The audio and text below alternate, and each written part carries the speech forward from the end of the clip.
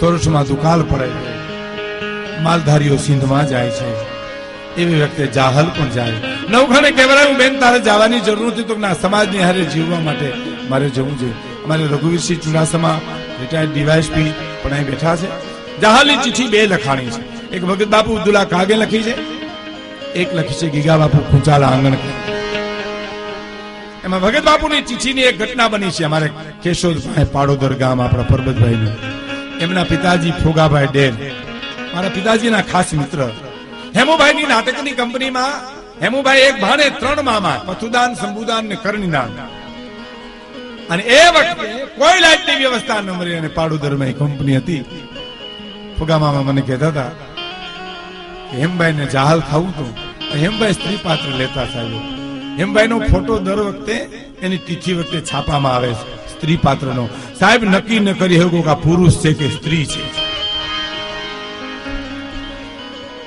અને કોઈ આયરના બેન એને કાપડું ઓઢણું પેરણું આપ્યું. જાહલ બનીને આવ્યો પાડોદરના ચોક. પનર ગામનો માણા અહીં બોલે અને જાહલની ચિઠ્ઠી રજૂ કરી. પણ ફોગા મામા એમ કહેતા હતા એક માણા એવું નહોતું જેની આંખમાં આહુ નહોતા. સાહેબ માઇક નહોતા, તેથી લાઈટ નહોતી. કે જાડા હીરડાના એ દૂધ કદી ગુજરે સર સામરી વાત બધી એ લીલા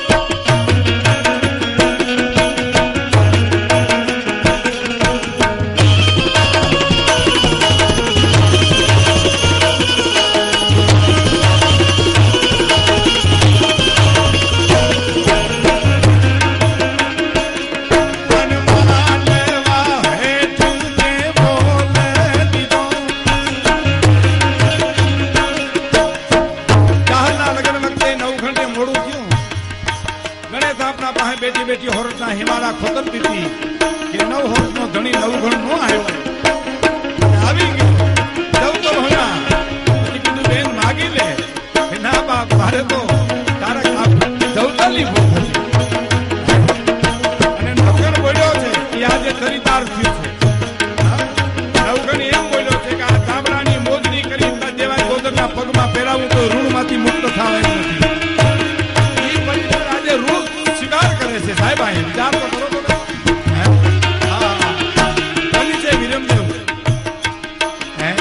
વિરમદેવ કાકા ને અમે તો નાનપણથી કાકા કહીએ વિરમદેવ કાકા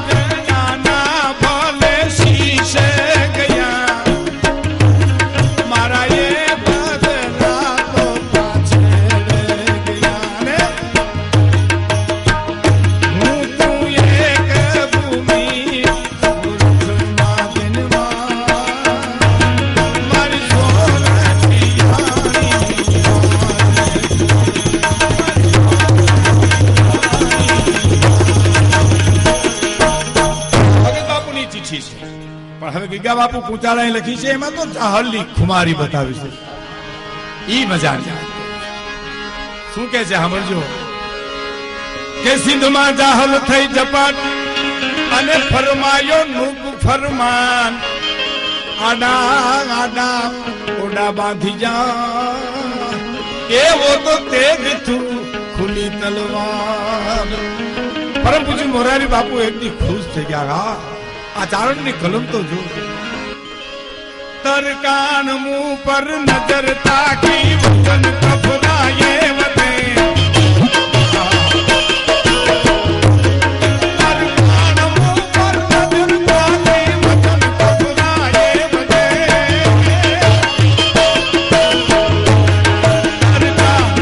पर नजर ताकी कफराए वते जुल्मिया बड़ बोल जागन राम छड़ती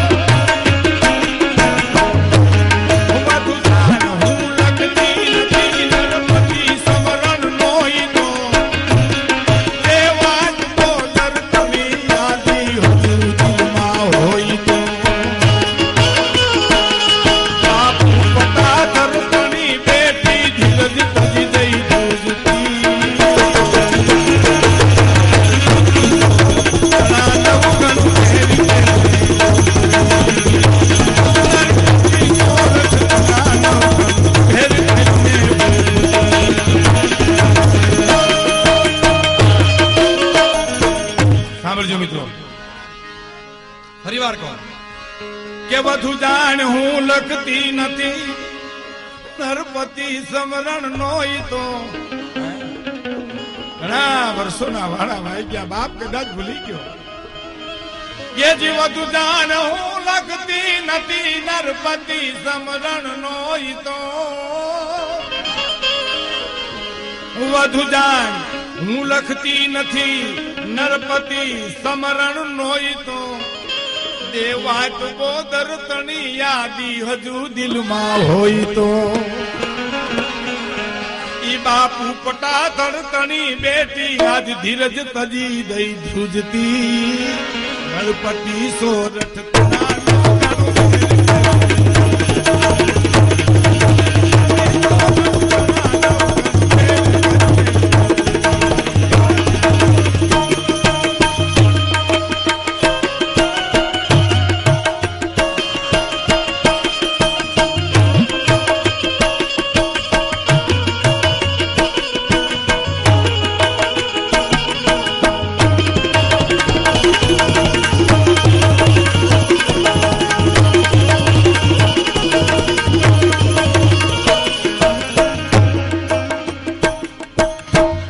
હવેની કડી અદ્ભુત અદ્ભુત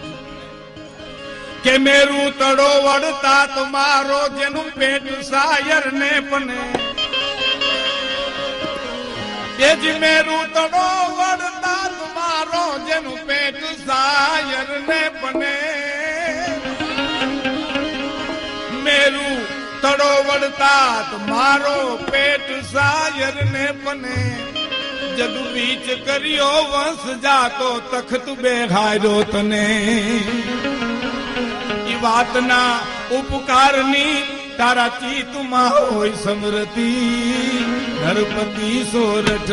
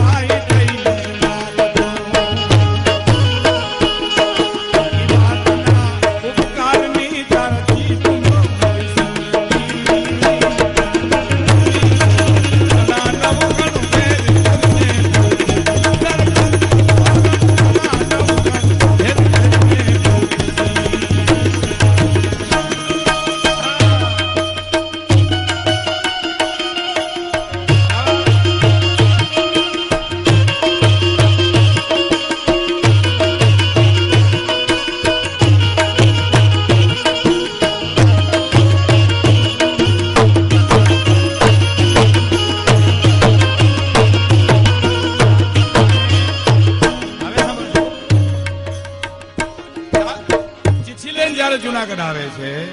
એ દરમિયાનની જાહલની સ્થિતિનું વર્ણન સાંભળો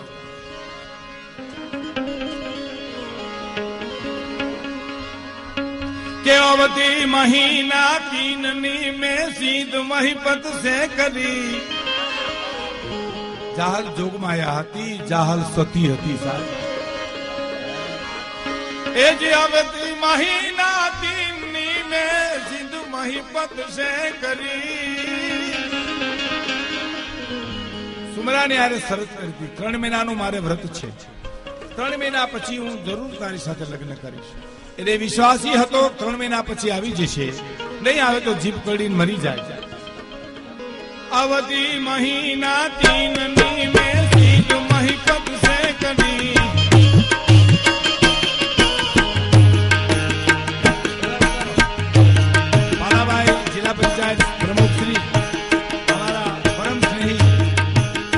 भाई मेरा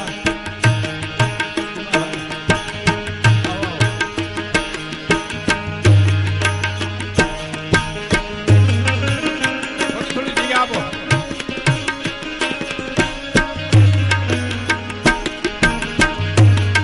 अवधि महीना 3 में सीध महिपत से करी अवधि याद तो जाहल मरी बात ना उपकारनी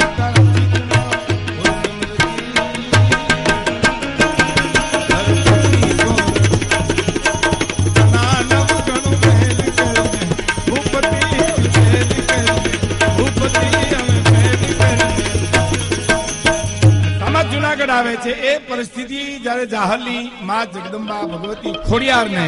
પ્રાર્થના કરે છે કે માડી તારા પરચાનો નહીં પા એ ખોડલ